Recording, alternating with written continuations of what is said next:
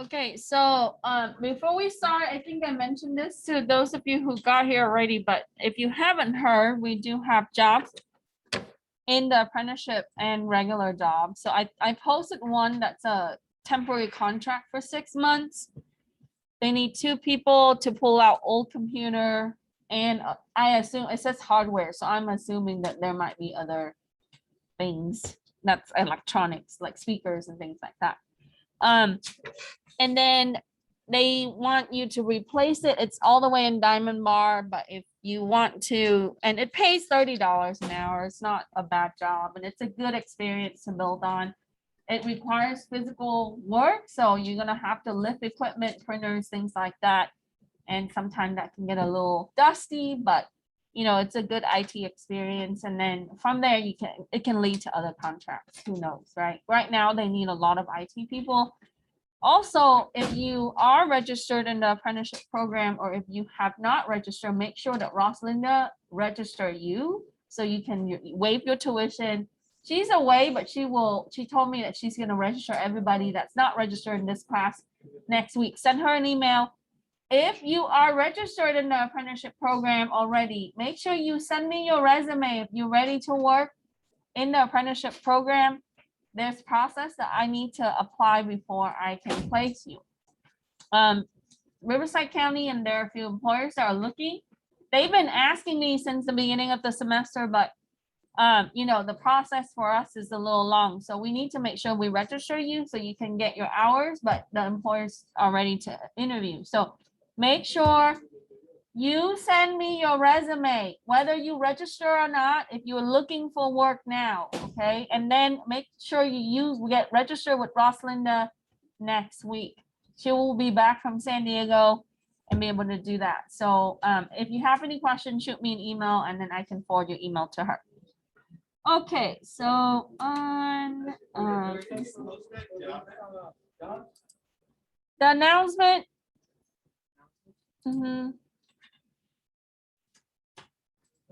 Yep. I don't know. I think when I did contract work, usually they don't. Okay, but all else, if you are using medical marijuana, make sure that you let them know. Make sure that, you know, if anything that might come up, make sure that you are open and honest. It's legal in the state, but it's not federally legal. So I'm assuming that these employers, they might not care as long as you show up on time and do your job and not have accidents. They only usually drug test when you have accidents, like when you drop equipment, when you hurt other people, that's when they usually drug test. From my experience as a technician that contracted. But you know, it's different from employer to employer. This was forwarded to me. Let me show you what that is. My right here, my another faculty, somebody had reached out to her, and then so it's $30 an hour. It's in Diamond Bar, and the reporting hours is early till late. So, you know, it might impact this class. If you get a job and you can't come in, just let me know. I'll work with you on it. Okay, not a big deal. Okay. The person that you need to contact is this person. Just either text him, call him, or, you know, but make sure when you talk to this person, make sure that your resume is ready. So when they ask you, you just send a resume. If you want me to take a look at your resume, just send it to me. Okay. But I have apprenticeship job that's ready.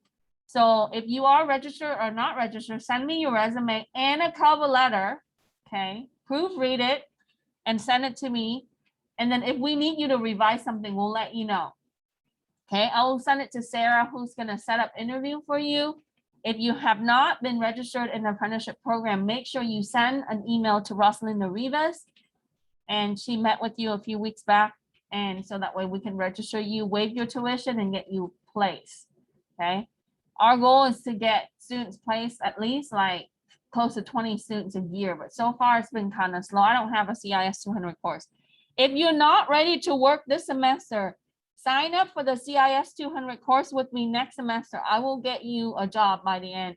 Alfonso is currently working, and he's working at other places as well, but you can do part-time and going to school full-time or part-time if you wish. You just have to do 144 hours plus, so you can stay there forever. You can leave after that. That's up to you, okay? All right, so the job information is here. Let's download the Lab 9 module and plug in your USB.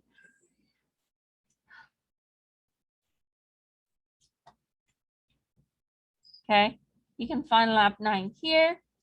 And then let me go to my download and open that up. So we're using our regular system today from school. So I wrote this just to show you how you can do a backup.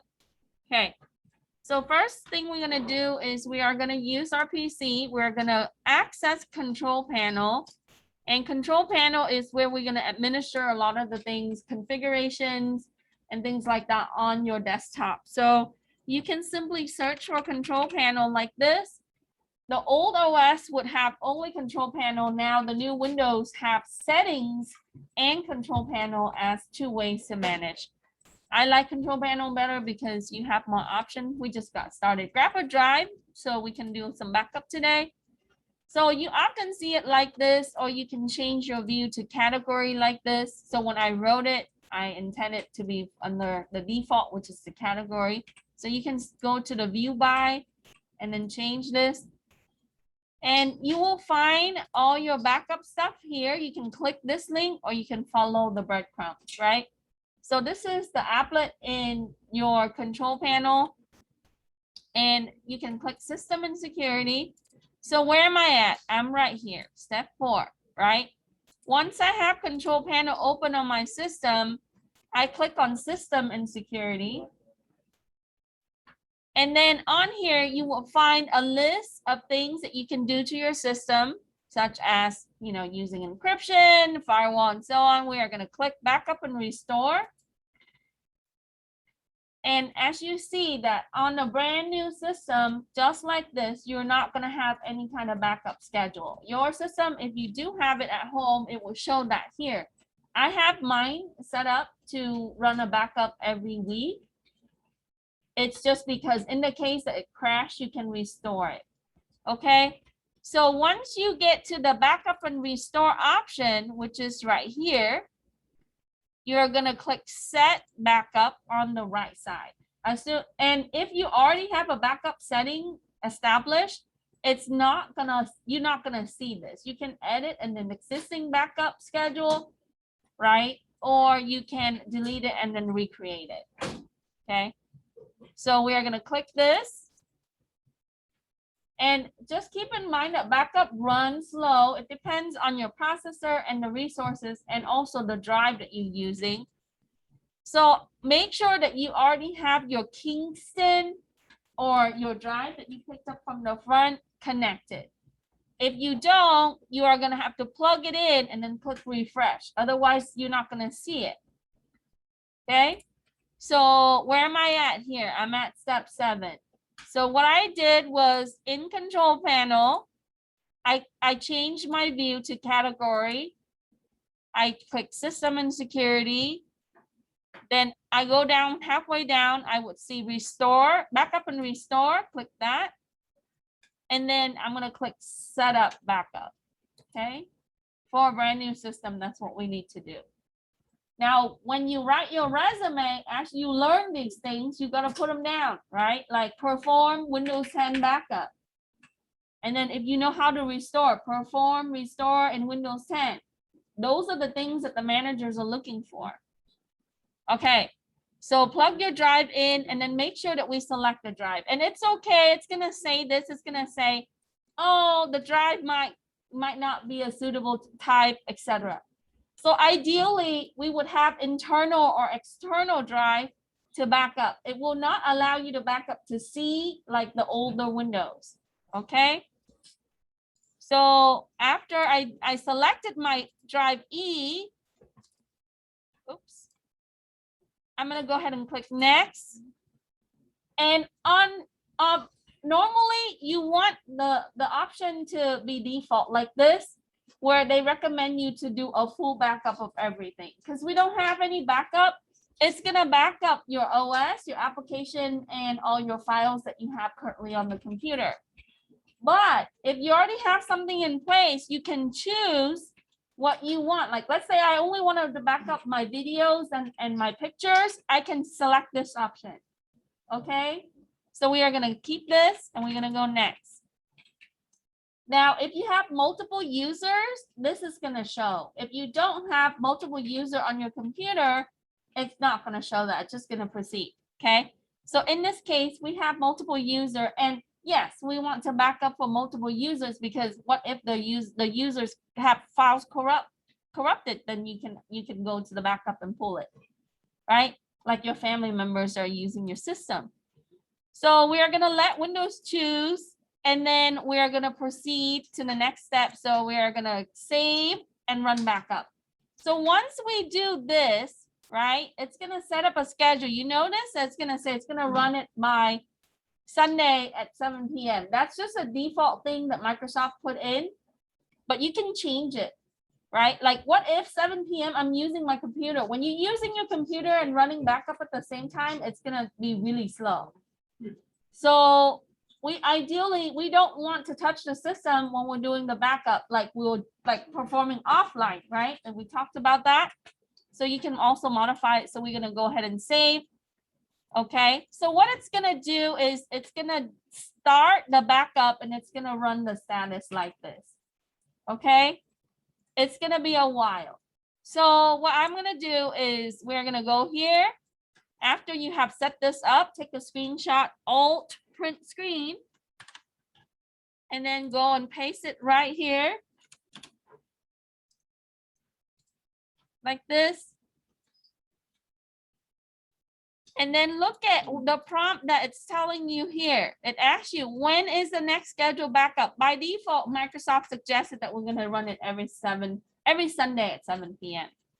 Now, if I wanted to change this, I can change the setting in the schedule, or eventually I can delete this and then recreate it, right?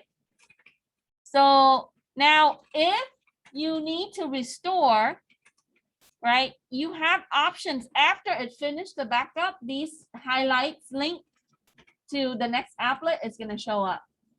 Anybody know what's another way to do restore in Windows without using the OS like this, without using control panel? Hmm? You can do it in command prompt. What's another way? Yeah, so settings is going to take you here, but yeah. So Windows implemented UEFI, which is like in the restore process in the case your computer crashed, right? So UEFI is a way that you can interact with your hardware at the lower level, and then also if you don't have OS option. So like, for example, if I have blue screen, I can go there. So, when you boot, you can go into UEFI, which is like part of your power options and so on.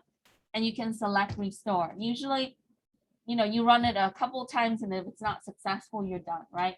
So we always want to have a backup on the disk, and then you can plug that disk in and you can choose the restore options from UEFI. Okay, that's part of CompTIA A+. So if you're taking CIS25, make sure you pay attention to that for the second part. Okay, so this is going to go a little bit, depending on the system, make sure that we have enough disk storage for your backup. So on a server, right, backup is run a little bit different. So down the line, if we have time, I'll show you how you can run it on the Windows server or even Linux server. So, but for this, at least for personal use, you know how to do that. Okay, so it's not letting you choose this right now. So we'll come back to this, right? And then we can change this when it's done. Okay, so it's doing that. It's doing its thing. Any question? So I'm going to move. Let me highlight this. I'm going to come back to this part, 11 to 14. We're going to work on 15 next. Okay, so I want to show you how you can do it in command line. And in the case where if you want to cancel it, right, we can click view details and then stop backup. Okay. Okay. Any question before we move to the next few steps? All right, so we are gonna come back to 11 and 14 when it's done. So another way is through command prompt. for Windows, we are gonna search for CMD, and backup requires high privilege. So we want to make sure we right click and choose run as admin. So similar to server, let me change this font size so you can see. So similar to the server, you can run directly in command prompt to run your backup. So I'm going to explain this command, right? So WB, so this WB stands for Windows Backup, and this stands for administration. So the command is WB admin, and you want to put in the option where you wanted to start your backup. Your target is going to be where that's going to end up. So your drive needs to go here. Okay, I highlighted that for you. So I need to replace this with the E. How do I know that? I go here and I look at my drive. That's letter E.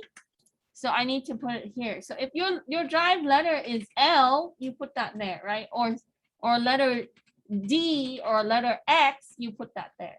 Usually administrator, they like to use network drive for backup because we can retrieve it from a central point and we can protect it.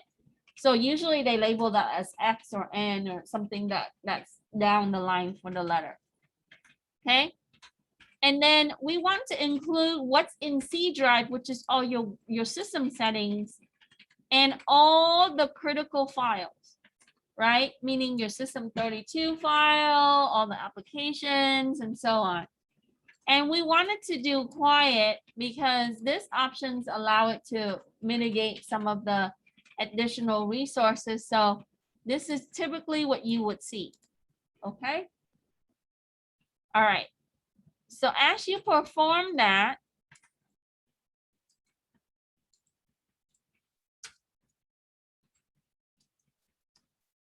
let's see if it lets me paste.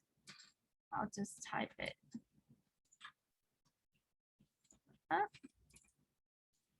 Now, normally we don't run the GUI backup and this backup at the same time because that's just redundant, right? You want to do it at a different time for different things. So I tested this last night on my own system. So E, you can do lowercase e as well, include C, all critical.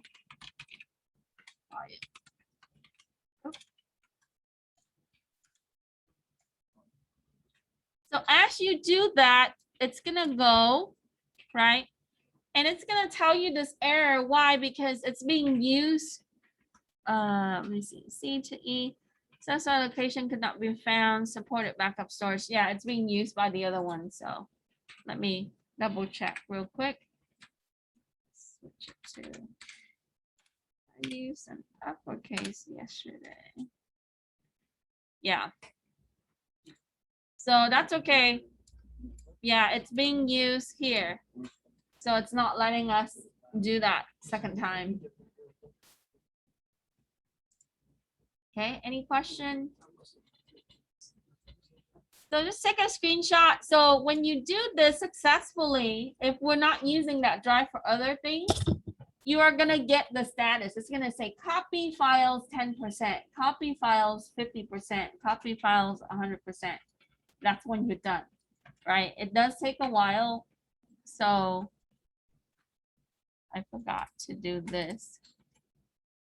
Okay, so right now it is like this. Okay, that's okay. Any question? Let me test something real quick, okay? I'm gonna stop this backup.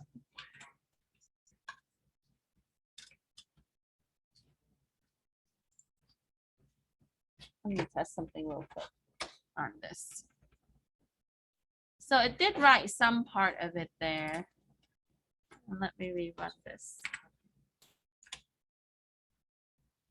Specified location could not be found or is not supported. Okay, so we might need to format this. I think that was the same issue that it showed us earlier. All right, let's come back. Okay, so what you can do is you can click view details and then you can stop the backup because it's going to take hours. Okay, so you can move on with your lab. We're going to come back to 11 now. Okay, so we saw this answer was Sunday, 7 p.m., right? All right, so after you click view details and stop backup, right, you can also check if did partial backup there, right? We cannot restore from that because it's incomplete. So usually you have to wait till it's done in order to restore. So now coming back here, you would now be able to change this because while it's backing up, you cannot change that. So you can click change settings and then we can still point to the drive. And then see how it tells you this here? It says system image cannot be saved at this location. And because create the image. So that was the reason why you're getting the same error on the command prompt side. Okay. So what you need to do is you can create an image through the image, create image link and so on. So it's just telling you that. And then, so we're going to select this, right? And then we're going to go next. And then we can keep it the same. And then here we're going to click change schedule. So we can make this a little later, like 11 p.m. because that's when our system is not being utilized so much, but you have to leave it on. And then, you know, you can click OK. So what we did was we simply stop the backup, go back and click view details and stop the backup. We're going to change the settings to our backup, right? Repeat step 9. We're going to modify the time. We change the schedule and we're going to make it Saturday. So I think I put down Sunday. So we can modify this to Saturday, 11 p.m. So you will pick the time that you least use the system, you know, if Sunday is more suitable or, you know, a certain time and so on. Okay, so what I did was, let me come back here, right? After I stop the backup, I click change settings, right? I click my drive, I go next, and I still let it choose. And then on this one, it's now I can do the change schedule because I have one. Before I didn't because it didn't highlight that. Then I click change schedule and it tells me that it's going to run the recommended backup. We can make it Saturday at 11 p.m. right? And then click OK and then save. So now it's going to change that from Sunday to Saturday as you wish. Okay. So as a backup person, you would need to occasionally change it depending on the need of the company. Okay. Take a screen capture of your modified schedule so I know that you know how to do it. And then if your drive is showing that it's not accessible, right? So if you get that error in the real world, we would say, okay, well, maybe we need to mount the network drive and be able to set that up. Or you can format the drive and so on. Okay. Question. All right. It's actually lab is actually really short today because I want to spend some time talking about the homework. Okay, so when it's done in a command prompt, take a screenshot or when you see the error, right? And then we need to go back and fix the error.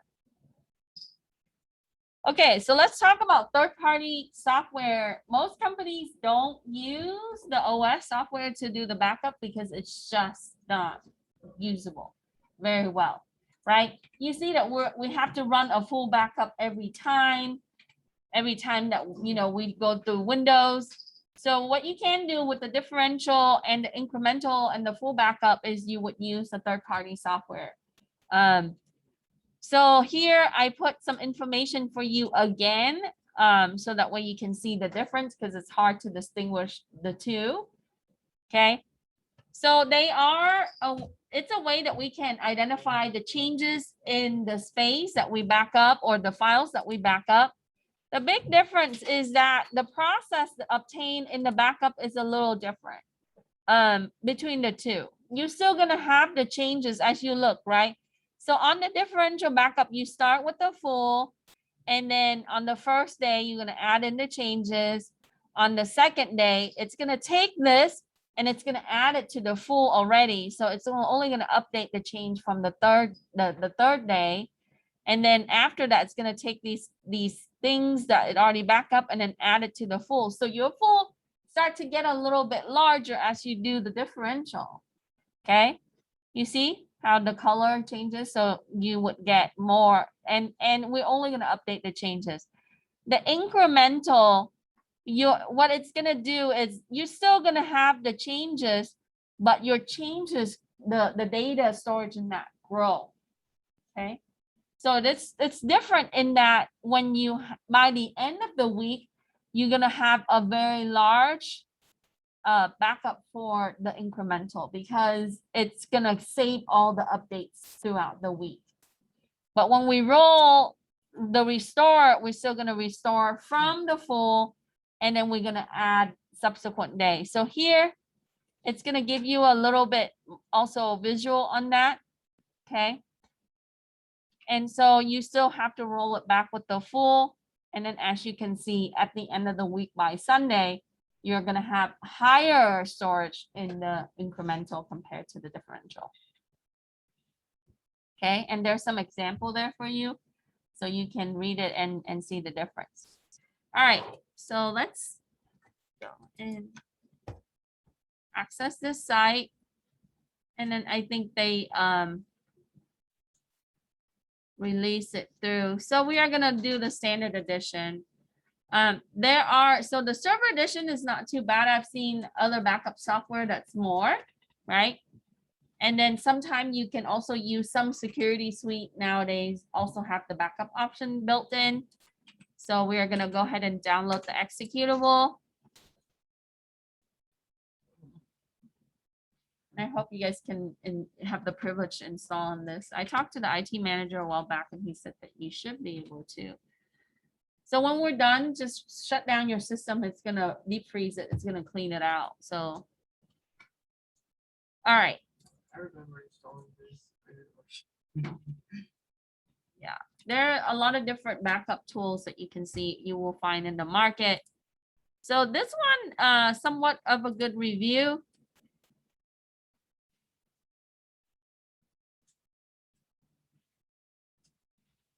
Let me see. Okay. So when you're done with the download, you are going to run the executable. It's going to look like this, right? You're going to click OK to select English. And then we are, so they're always going to try to get you to buy the Pro because it's a free tool. So we are going to do the skip and then click install now. It's going to take a few minutes for it to go because our system is fairly fast. Okay. Now, if you don't use this tool, you can find other tools in the market. The free version, of course, is not going to have the bells and whistles for you to manage your backup and restore. Some of them will have like great interface in how you can, you know, tag or categorize your backup and restore.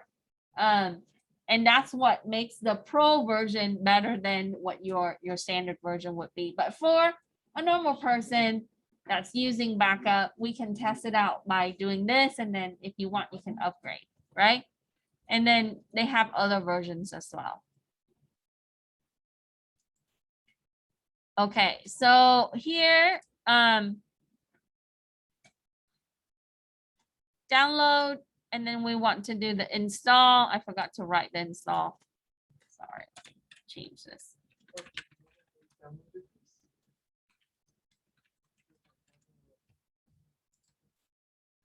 Let's click enjoy now. I'm getting ads on my desktop.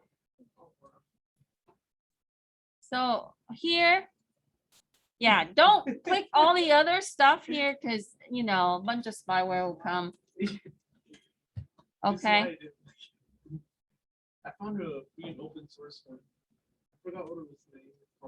We can close this. This is what you need.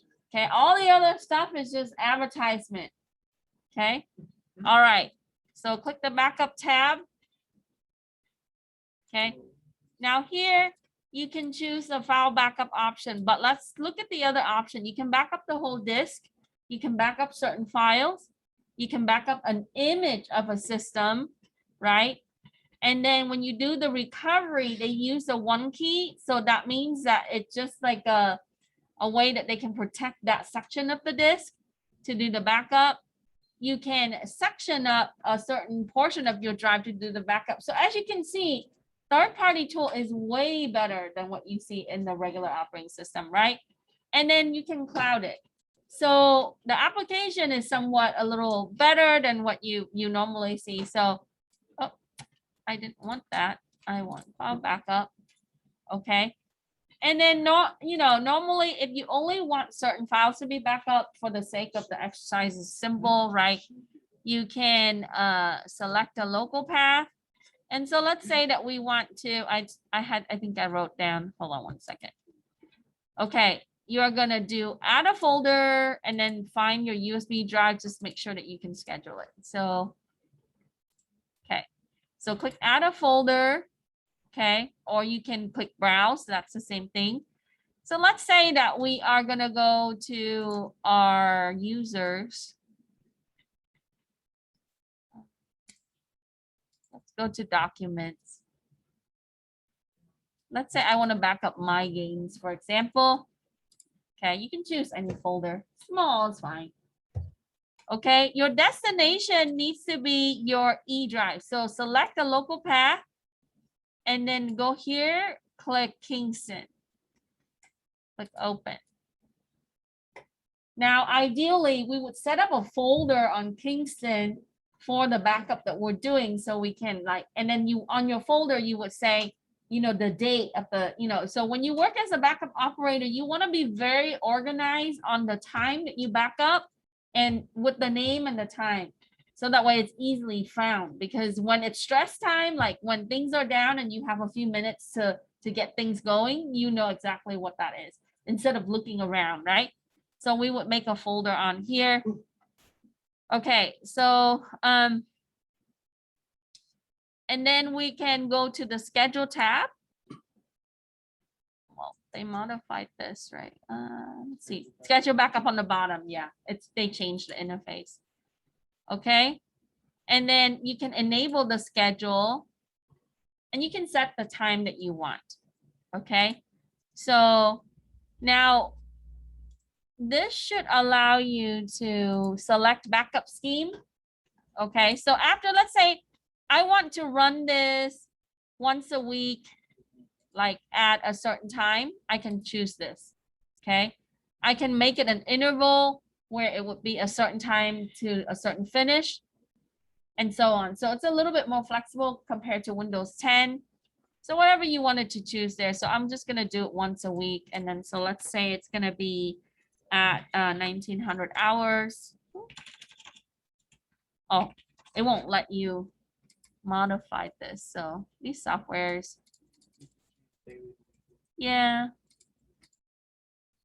So let's do weekly, and then we can do like Saturday, like that last time. So maybe that time, okay? And then you can select like wake the computer. Most of the administrator, they would have wake on LAN anyway. So they would wake up all the system at once from the switch, okay? And then after the task, we want to shut it down. So that's fine. Then you can select the scheme.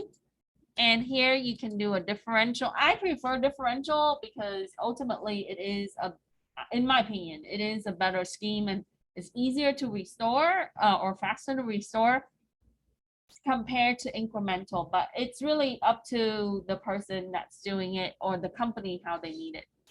Okay. And then you can set it up where you can run the differential every day. So that means that we would run 7 days or 6 days after the full. So we would do the 6 here throughout the week. Okay. So you can select this option and you can change it. So if I want it more often, I wanted to do it twice a day, I just double that up. And then I set up the time, right? Like maybe between, 12 p.m. where there would be lunch and then in the afternoon or the evening. Okay. And then if you want clean backup, and then you just click OK, and then it's gonna do this. Let me see. Enter the license code.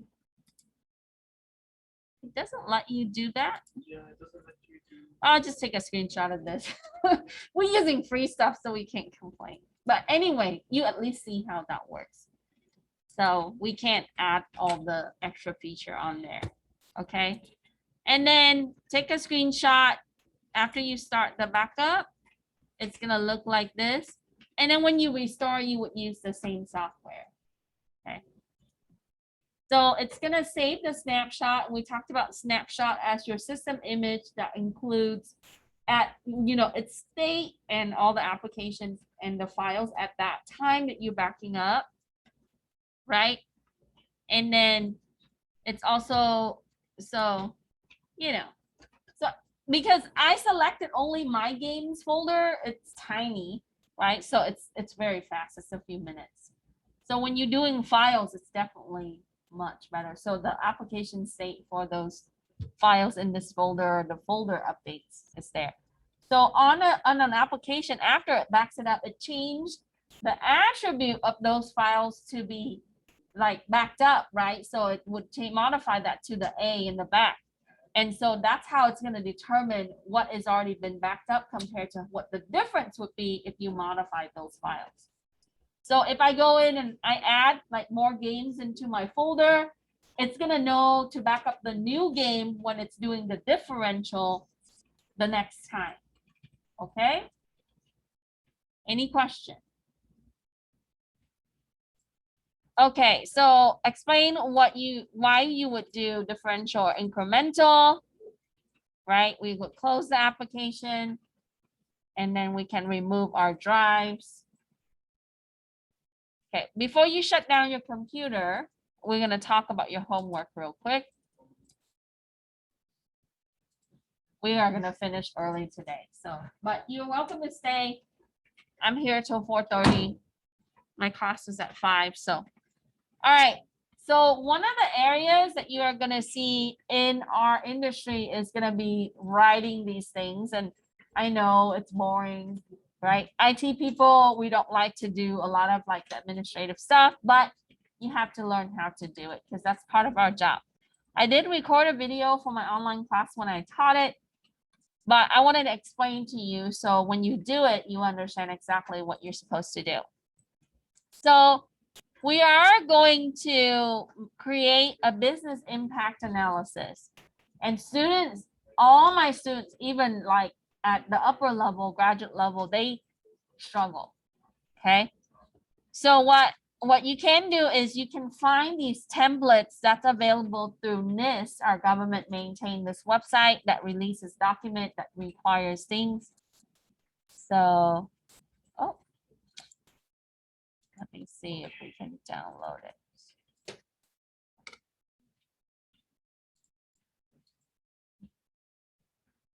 Okay, so this is what the template looks like. Okay, keep in mind that it is a template, so it has a lot of stuff. So when you write a business impact analysis and when you hit Cal State San Bernardino or go for the job, they will require you to do this. I have some students that did internship that they have to do this.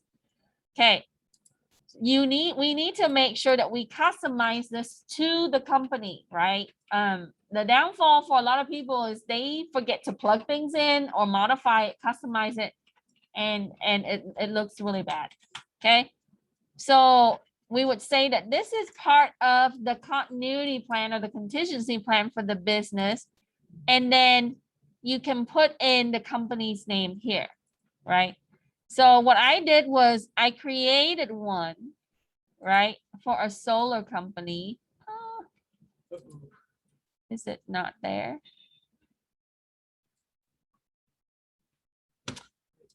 I love it. Let me see. Okay, 1 second. I'll re-upload this. Okay, I think I shared it through Google Docs or something and I disabled the share. So I'll upload the example for you. But let's come back. Let's talk about this. Okay. I did make an example for the company. So what you want to do is you want to mention here that what would be the contingency plan for a certain system name. So if you're doing it for like the web server, you will put that here. So arbitrary, just pick a system that's critical and put it there, right? A database, whatever it is, the name of your system. And it is prepared by, just put the date, right? Okay. So here, so let's say that I wanted to use HR database, for example. And then I will put today's date. So April 20th, 2020. And we would revise this over time. Okay.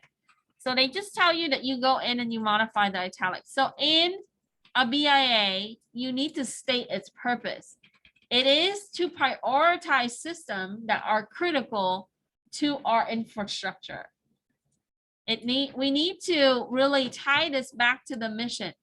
So if I am a staffing company, my HR database is critical, right? Because without that, I cannot staff people.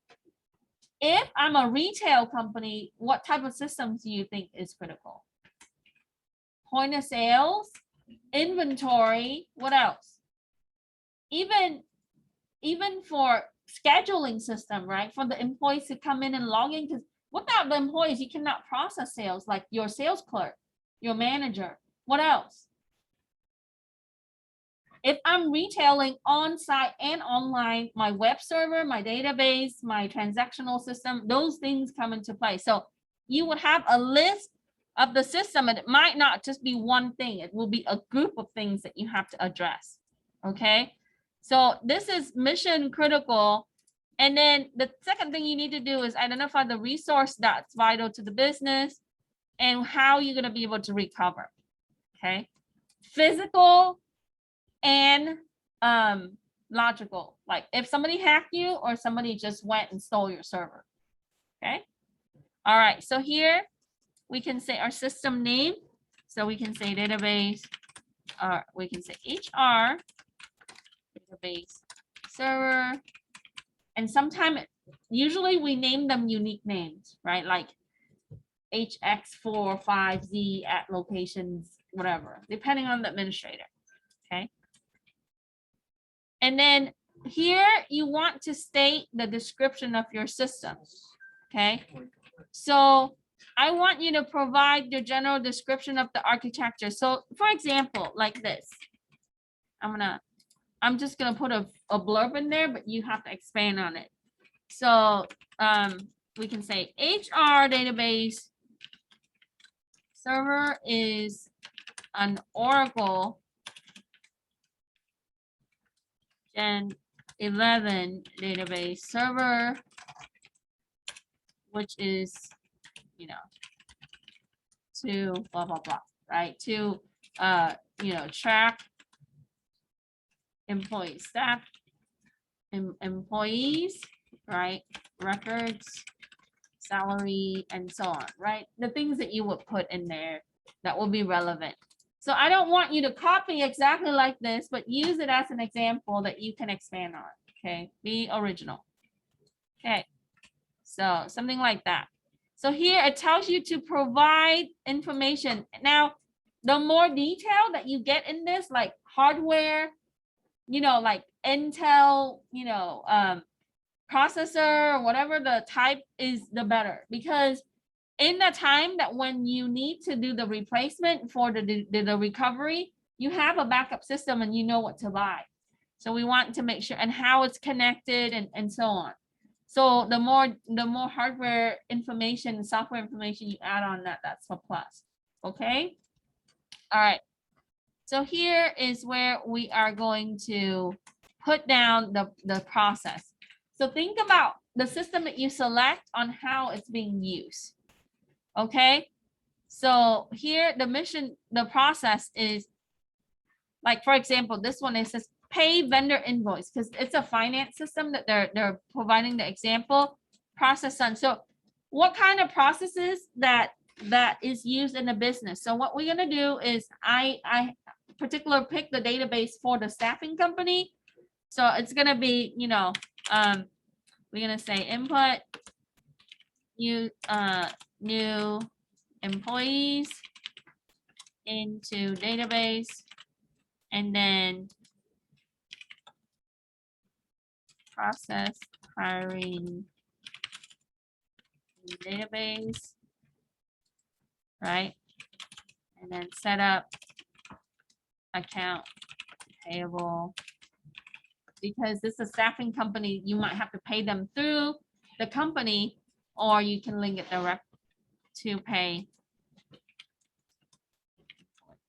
So what are the steps for that business and so on that will be relevant to your system? Okay. So now here you can specify like what's involved in this, right? So you would say like HR manager, set up user account, and so on. Okay. So identify the steps. That's the clearer you are, the better it's going to be. The time. So think about like what really happens in the business. So if I'm doing it for a coffee shop, what's the process? What are you doing? They sell coffee, right? What's the first step from the time that the customer walks in until the customer leaves? What's the step? Somebody order coffee. So clerk takes order, right? What else? Process transaction, or make coffee, process transaction, give customer the product, right? And then manage inventory, right? That's a process in the, like at Starbucks, isn't it? Okay. So from there, you're gonna correlate that process to all the systems that are tying into those steps. So what's the process at Costco? People come in, right? They look, you know, somebody look at their card. They don't have a scanner. And then people goes and they do shopping and then they check out, right? And then that's it. And they might serve food. So basically they just sell products. So you have to think about the step from the beginning to the end for that business. Okay. So make sure you list that. Then after that, what we're going to do is here, right? You are going to look at, so here it talks about the impact categories and how that would be. The example that they have here is for your temp staffing over time, the fees is going to be greater than $1 million. So that's for them, that's a severe category. That's cost. Now, if they run into issues, they're going to have to pay a fine that's moderate. And then for the contract, that's a little bit less for minimum. So this represents the area for consideration in case something happens. So let's go back to the coffee business, right? Because that's easy. Everybody knows that. In case that no power, right? Can they sell any coffee? No, because they cannot grind, they cannot process the transaction, they cannot, you know, make coffee. So power is a critical area, isn't it? So without power, we're toast as a coffee business. Okay. And then customer can't come in, you don't have AC, it becomes a problem. Okay. So we can just insert that category. Power outage. How severe is it? So if it's the whole day, 24 hours, how much do you think Starbucks would lose? So let's say on average, a customer would spend $5 to $10 every time that they visit. How many customers do you think that comes throughout? Let's say 1 hour. 100, right? Maybe. Well, on the busy location. So it varies from location to another. Let's say 100 to make it easy. So let's say they spend $10. There's 100 customers per hour. That's $1,000 that we make per hour. So for each hour that we have power outage, we're losing 1,000 plus. What else are we losing? We're paying employees for not doing anything, right? Possibly we have food spoilage like dairy products that's not being cooled. So the business manager, they equates in. So at least we double that. So that will be $2,000 that we're going to lose. So let's say we're going to say 2,000 per hour per branch. So if you have 100 branch in Southern California, how much are you losing? A lot of money, right? So in the corporate world, they look at this. And so IT people, we have to find ways to make sure power's up, systems up, and that's our job. Okay. Security people too, same. So you can depend on, you know, whatever that you would feel that would be right. Okay, so now what we're gonna do is we are going to plug in the each of the process that you fill up here, right? You're gonna bring it down here, and then you can categorize it. So we can say severe,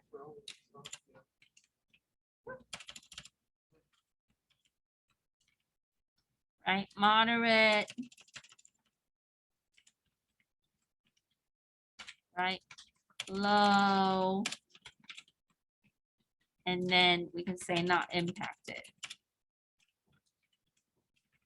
like that. It really depends on how you want to. Okay, so each of the process, you're gonna put an X, right? So for example, let's say we go back to the coffee. Sell drinks. That's our main mission, right? At Starbucks. Or let's do the, so let's say make drinks, right? Sell drinks. Right? Sometimes they sell like other products like gifts and, you know, cups, mugs, things like that, for example. So you put those in there. So how severe is it impacted? If I cannot make drink, right, I cannot make money, so it's severe. If I cannot sell drink, I cannot make money. That's about equal to the same level, right? And then if I don't sell, like, I don't know, coffee beans, it will be moderate or low, because that can sit for a while without power, without refrigeration, without things like that, right? We might eat a cost when things are expired. So, you know, you go down, whatever that you have listed up the top, you're gonna put over here, and then you just check the box, right? Like this, okay? And then from there, now you're gonna look at how long are we gonna be down for, okay? And a lot of this has to come from like historical data or research, okay? So how long can I be down for if I don't make any drinks, right? So we talked about they might lose at least $2,000 per hour, right? That's okay. I think Starbucks owner or franchise owner, they can probably eat that cost for per hour, but when it becomes 72 hours, more than 24 hours, right? So 24 times 2, that's $48,000, right? We also need to think about rent and everything else that we're paying employees and stuff like that. That's additional cost. So at least $50,000 we're going to lose a day. Okay, so what do you think? How long do you think that a company like that will be down for? Let's say that we're talking about Starbucks, right? Make drinks. How long is the minimum time? So your MTD is maximum tolerable downtime. I say 1 day, because if a customer comes back the next day, right? I come, say, sorry, we'll close. We don't have the resources. Come back tomorrow, right? And if I come back tomorrow and they're closed again, you think I'm going to come back the third day? No, right? So I think on average, most retail business, 1 day or less, depending on, you know, drugstore like CVS and stuff like that. You think it's a day because people need medication for important health reasons, right? Because but you know, depending on how far is the next drugstore. So if you're in a rural area, there's only one pharmacy. How critical is that pharmacy? Super critical, right? Professor, yeah. I worked at a manufacturer where they used to make toilet paper. Yeah. They told us the machines were down for more than like 12 hours. Mm-hmm. I don't know who to call it. Like the CEO or something. Yep. But the point was that we were going to get on the helicopter. Yeah. Fly like 3 states. Right.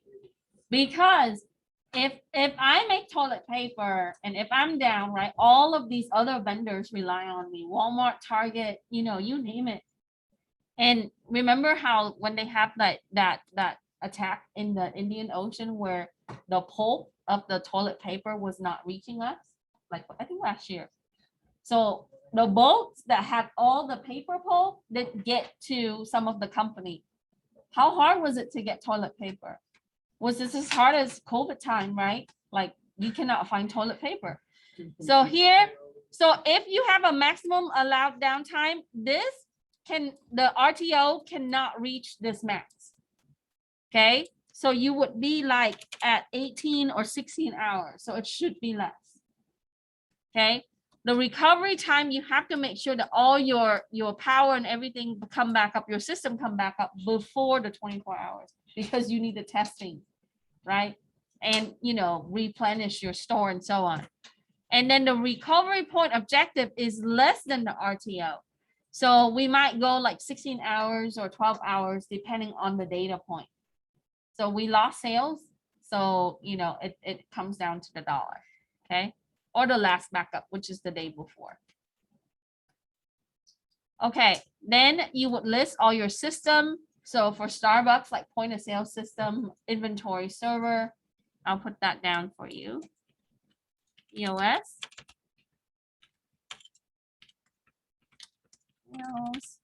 Right?